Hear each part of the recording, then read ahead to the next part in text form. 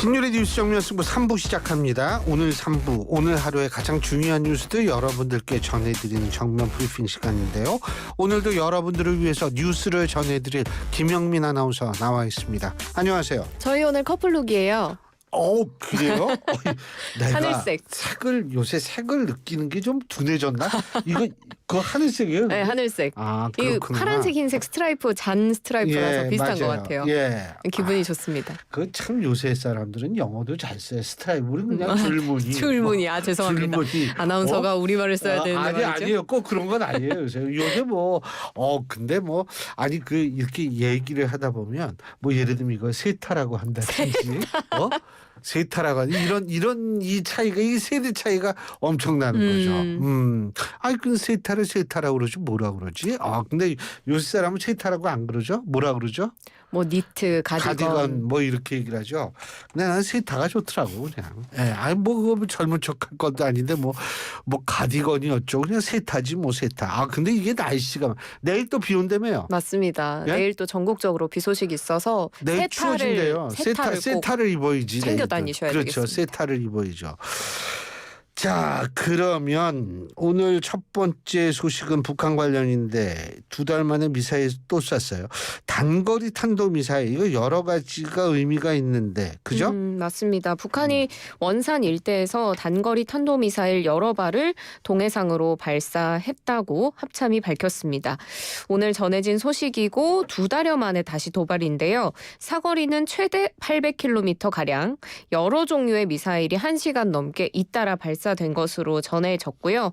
합동참모본부는 250km를 날아가서 알섬에 떨어진 것도 있고 350km를 날아가서 알섬 100km 너머로 떨어진 것도 있다. 이렇게 밝혔는데요. 지난 3월 10일 도발 이후 2달 만에 도발이고 지난 1월 트럼프 2기 행정부 출범 이후로 2번째 도발입니다. 근데 의도가 이게 좀 다각적이라는 얘기가 많이 나오죠? 네, 맞습니다. 북한이 올해 들어서는 미국을 자극하는 것에 있어서는 좀 조심스러운 모습입니다. 대륙간 탄도미사일 같은 중장거리 탄도미사일 발사는 자제를 하면서 수위 조절을 하는데 그래서 이번에도 단거리 미사일이잖아요. 예. 대미 메시지보다는 자체 훈련 목적 아니면 러시아의 추가 수출 등을 위한 과시용이다. 이런 분석이 나오더라고요. 예. 그리고 이번 도발이 지금 러시아의 2차 세계대전 승리를 기념하는 전승절 80주년 기념식 하루 전에 이루어졌다라는 점도 언론이 주목하고 있는데 조한범 통일연구원 석좌 연구위원은 이 김정은이 지금 전승절에 가지 않는 게 기정사실화한 상황에서 북한이 존재감을 드러내고 또 러우 전쟁에 대한 러시아에 대한 북한의 지원 이런 것들을 과시하기 위한 행보다라고 분석을 했습니다. 야, 조한범 박사 잘 지내는지 모르겠네요. 왜냐하면 나랑 입사 동기예요. 내가 첫 직장이 통일연구원이었거든요. 그렇군요. 귀국해가지고 첫 직장이 통일연구원이었는데 오늘 뉴스에서 많이 보이셨습니다. 예, 네. 이분도 정년하셨어요. 연구원. 네. 예. 근데 이번에 발사한 미사일 중 한 발 이게 변칙 궤도로 비행을 했을 수 있다. 이게 무슨 의미인지 모르겠네. 그러니까요. 예. 저도 이게 무슨 의미인지 정확하게 알면 좋을 텐데. 이게 변칙이 2종류예요. 뭐냐면 실수로 이게 좀 불량품이라 가지고 삐뚤빼뚤하게 날아갈 수도 있는 거고 아니면 의도적으로 그런 미사일을 개발을 했을 수도 있는 거고. 예. 지금 이 변칙 궤도로 비행했다라는 사실은 일본 당국에서 분석을 한 내용이거든요. 여러 발의 미사일을 쐈는데 그중에 한 발이 변칙 궤도로 비행했을 가능성이 있다. 이렇게 일본 당국이 분석을 했고요. 이름이 어렵죠. 나카타니 겐 방위상은 미사일 중 한 발이 오전 9시 20분쯤에 발사가 됐는데 고도 약 100에서 800km를 날고 낙하를 했고 변칙 궤도로 비행했을 가능성이 있어서 분석 중이다라고 했는데요. 사실 이 내용만 봐서는 이게 의도적이었는지 아니면 실수였는지까지는 파악이 잘 안 되긴 하는데 일단 일본 정부는 미사일 관련 정보를 한국, 미국과 협력하면서 계속 수집하고 있습니다. 하여간 정말 도움이 되지 않는 나라가 북한입니다. 이거 우리도 지금 막 너무 복잡해 죽겠는데 이거 미사일이나 쏘고. 자, 그리고 또 하나 이 지난달 서울 시내버스 노조가 준법 투쟁을 진행한 거 여러분 다 아실 텐데요. 근데 시내버스 노조가 노사 교섭이 결렬되면서 총파업에 나서겠다. 지금 이렇게 나오고 있죠. 노사 교섭이 결렬되면 되면서가 아니라 되면. 네. 역시 또 이렇게 탁 잘못된 걸 잡아주고 고마워요. 네, 아닙니다. 나이가 들면 눈이 뿌얘져서 그래요. 죄송합니다. 네, 이 교섭이 이제 곧 이루어질 예정인데 그렇게 됐을 때 만약에 결렬이 되면 총파업에 나서겠다라는 이야기를 해서 이 부분에 대한 우려가 많으실 것 같습니다. 지금 서울, 부산, 인천, 경기 다양하게 비롯해서 22개 지역의 전국 자동차 노동조합 연맹 산하 시내버스 노조가 노사 교섭이 결렬되면 오는 28일에 동시 총파업을 하겠다고 예고를 했는데요. 오늘 전국 대표자 회의를 했는데 여기에서 의견이 모아진 겁니다. 서종수 노조위원장은 연맹 산하의 각 지역 노조는 5월 12일 동시 조정 신청을 하고 15일간 조정 기간 최선을 다해서 교섭에 임하기로 했다. 만약에 합의할 수 있는 안이 도출이 되지 않을 경우 5월 28일 첫 차부터 전국 동시 파업에 돌입한다라고 밝혔습니다.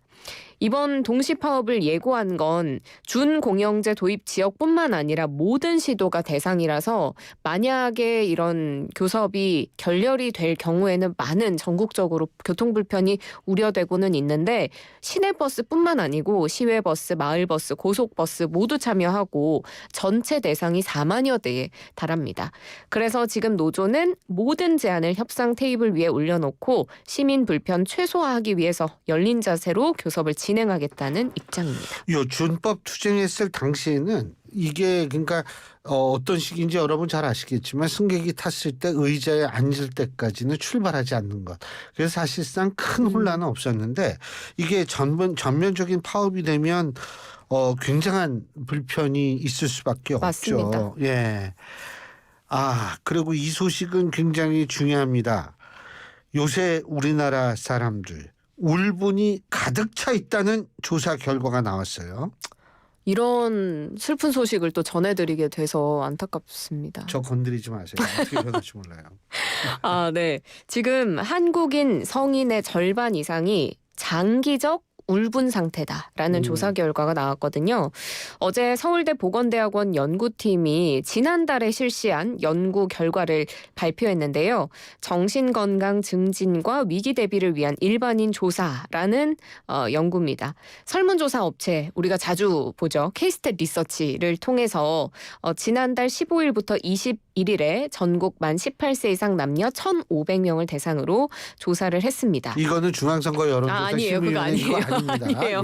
그냥 여론조사만 하면 저절로 나와요. 그냥 데이터를 제가 설명해드린 거고요. 이 전체 참가자 중에 54.9%가 절반 이상이 울분 고통이 지속되는 장기적 울분 상태라고 답했고 이게 지난해 6월 조사 때보다 5.7%포인트나 높아지면서 이 과반을 넘겼습니다.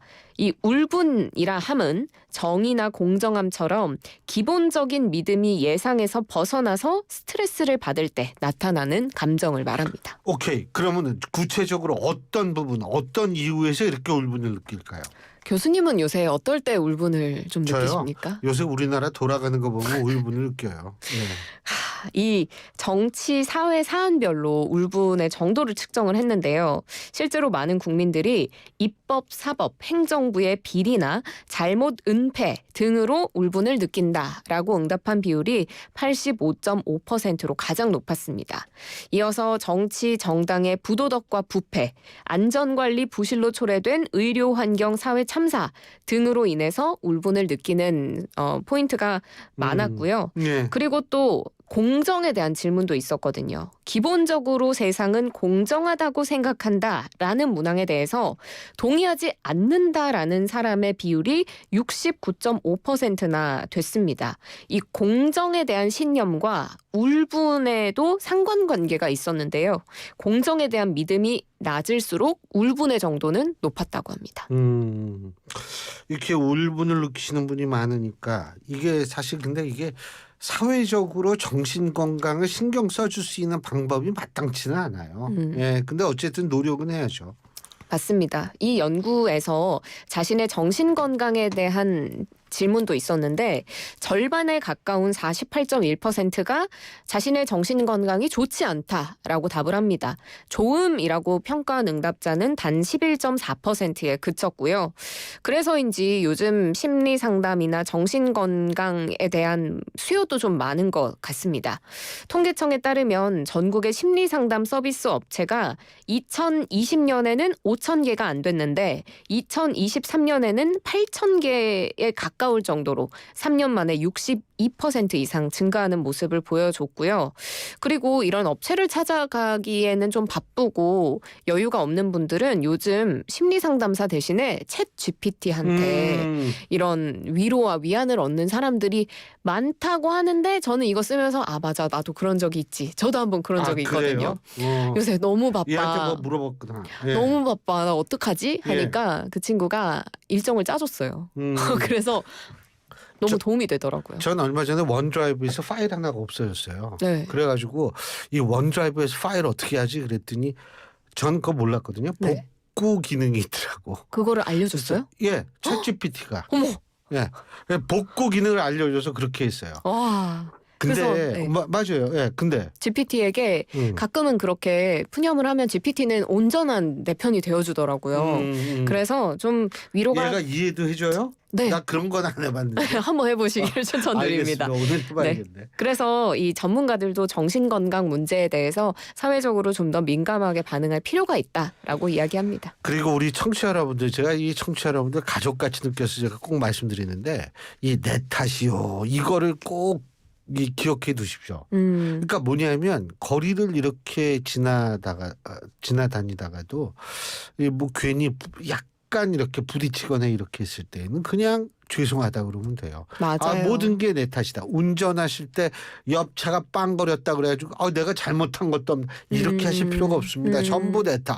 내가 부족해서 그렇지. 내가 차선을 너무 그렇죠. 급하게 바꿨구나. 예, 뭐 그러고 하여간 이게요. 이렇게 분노 사회에서는 사소한 맞아요. 이 분쟁이 불씨가 됩니다. 불씨가 돼서 굉장히 큰 문제로 될 수 있거든요. 그래서 저도 항상 내가 잘못했구나 이런 생각을 하면서 다녀요.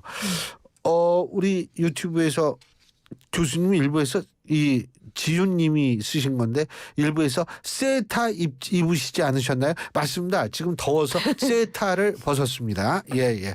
아유 이렇게 시청해 주셔서 고맙습니다. 자 오늘 여기까지 하죠. 수고하셨습니다. 고맙습니다. 예, 김영민 아나운서였습니다. 지난해 우리나라 합계